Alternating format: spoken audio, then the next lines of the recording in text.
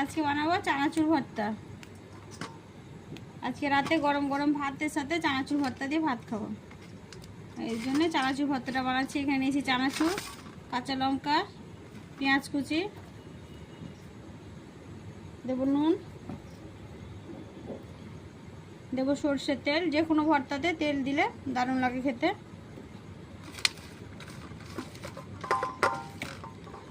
লঙ্কা আর পেঁয়াজটা ভালো করে মেখে নেব।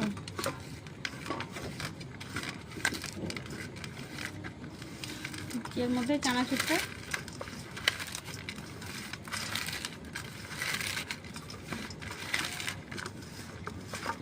এই চানাচুর ভর্তাটা আপনারা ভিজে ভাতও খেতে পারেন, যেহেতু জল ধরা পান্তা ভাত থাকে, এই পান্তা ভাতের সাথে ভালো লাগবে, গরম ভাতের সাথে চানাচুর ভর্তাটা খেতে ভালো লাগবে।